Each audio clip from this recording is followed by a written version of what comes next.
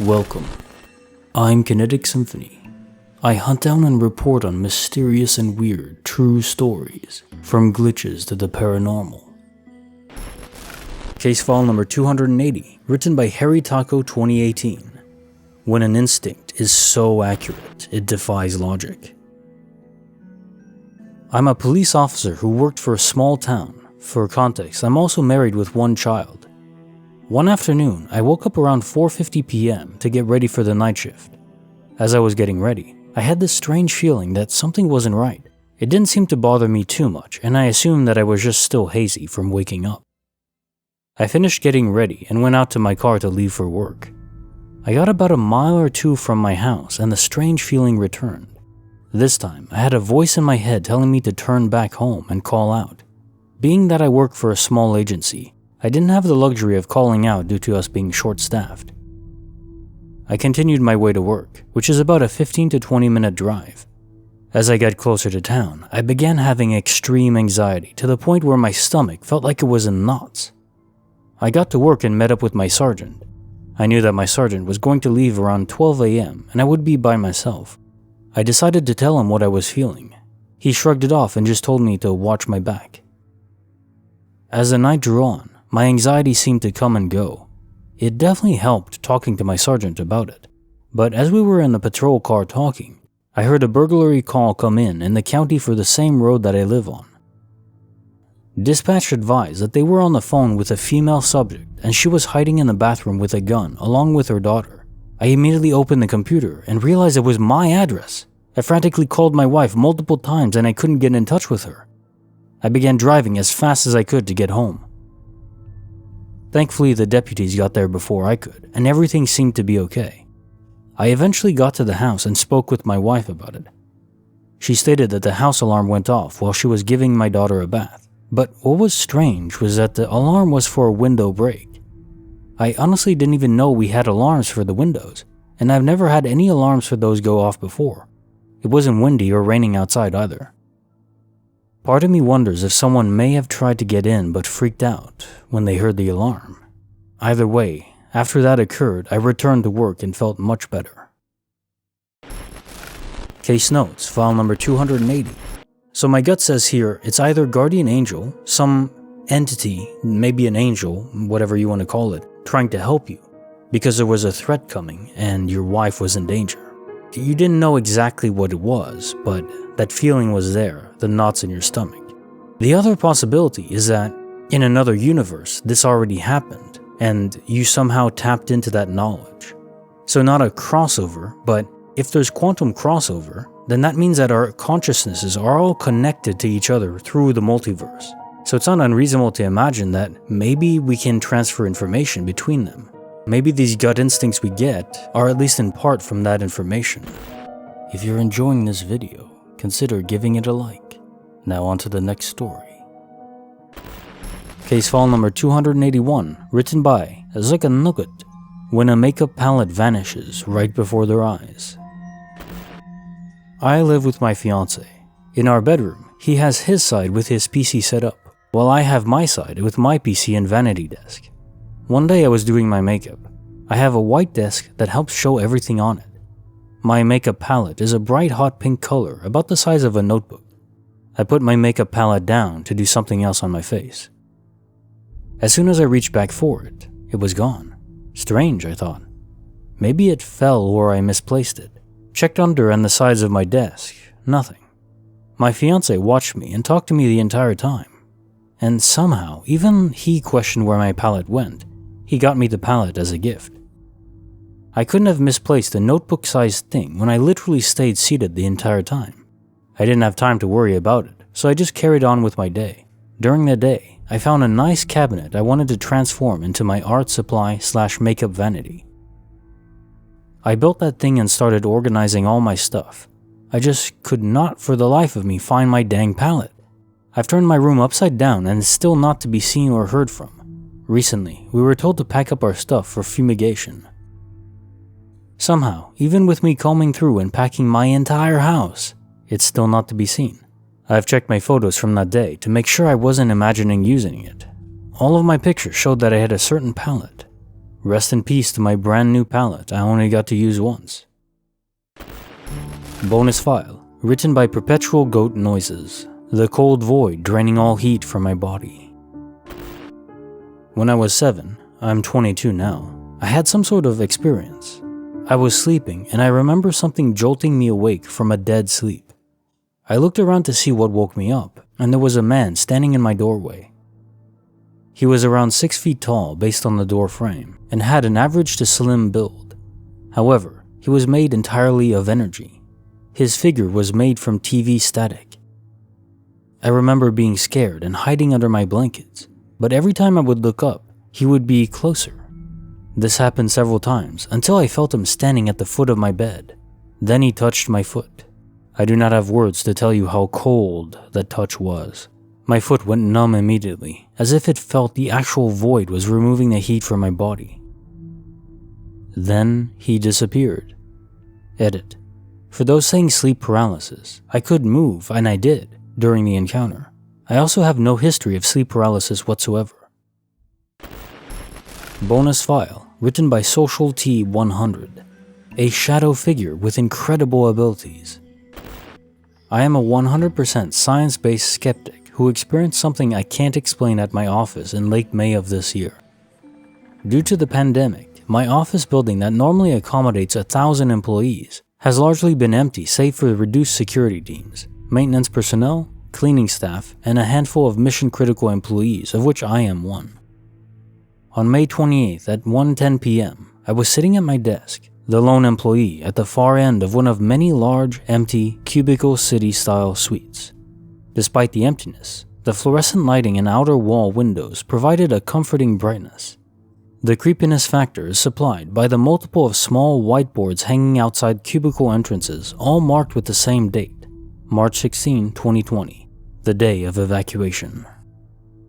On this particular day, I was reading emails when I heard very distinct heavy footsteps in an almost jogging gait approaching my cubicle entrance and stopped abruptly. I looked up, expecting to see a maintenance person. Instead, there was no one there. The sound I experienced did not match what I was not seeing. I jumped up to catch the person, thinking they turned quickly to exit the suite after not realizing I was sitting there. I looked down the aisle and saw no one, so I walked towards the exit. Suddenly, there was noise coming from the print room a few feet ahead of me.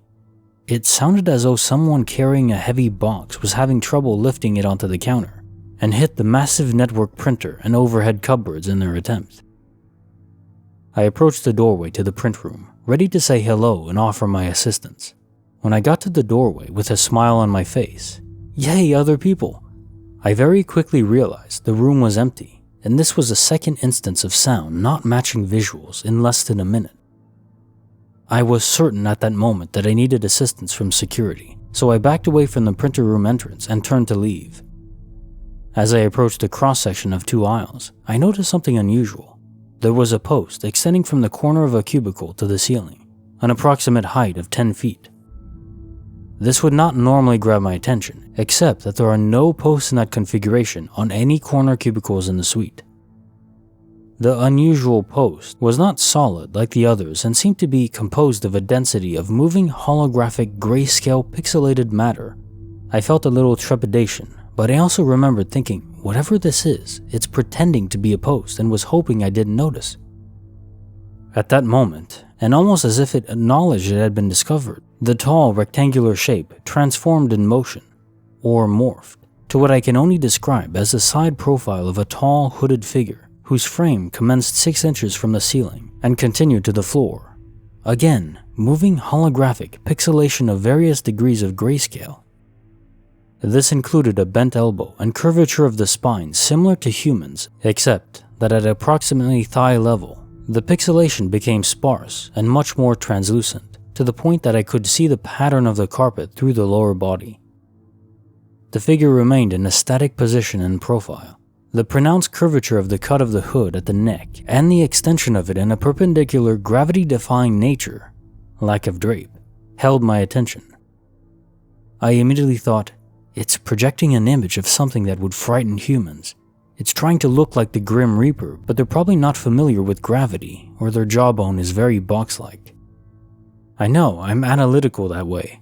As soon as I processed the thought, the apparition glided forward into complete invisibility. I exited the suite and immediately reported it to security. I have since moved my equipment to a suite where 2 other employees work. There have been no other sightings since, although in recounting my experience, another on-site employee described having a similar sighting in the early days of the pandemic. They saw an extremely tall figure move quickly into invisibility as it came through a wall, crossed the hallway, and glided into the opposite wall. I have googled similar extremely tall hooded figure experiences, and did find some reference to a common theme of this type of apparition, cited in abandoned buildings, usually hospitals and other buildings used in health-related fields. This checks all my boxes. FYI, it's not that I don't get frightened easily, or that I somehow forgot the existence of an emergency exit right across from my cubicle. I just never felt threatened at any point, despite not knowing their capabilities beyond projection of moving images and sound. I definitely remember feeling completely fascinated during the experience.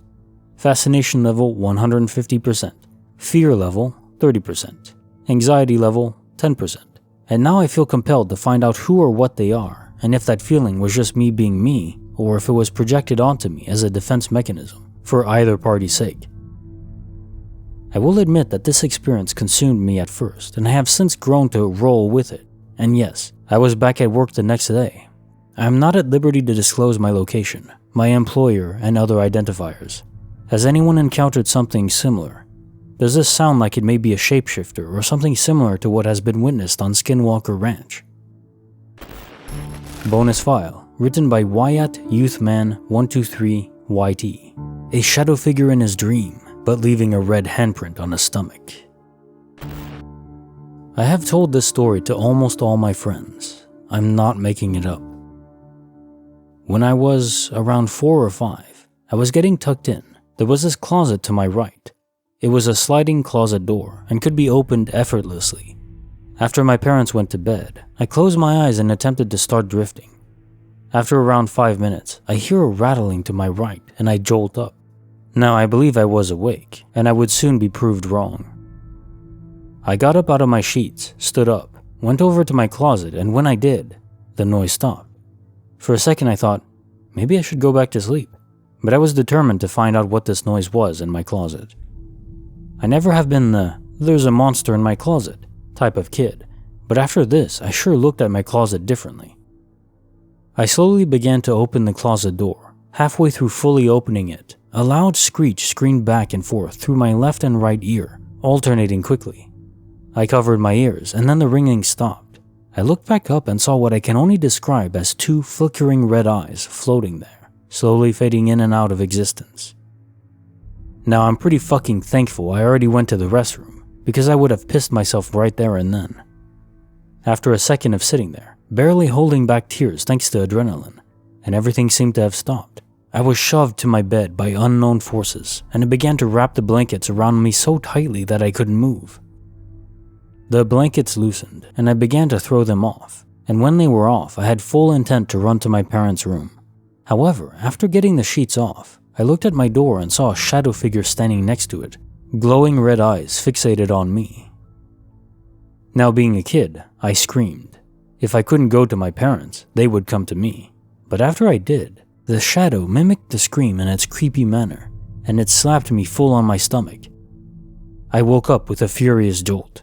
I thought it was just a nightmare, all in my head. However, I noticed a burning sensation on my stomach and lifted up my shirt to see a bright red hand mark. No doubt it was. I screamed once more, and I heard my parents practically kick the door down and run into my room. They all saw it, the hand mark, and we still talk about it to this day, with no clue about who or what it was. I have slowly pieced more info about my old home's history and deaths together, and I would be happy to share the information, just not now. Thank you for reading. This was painful to type, mentally and physically.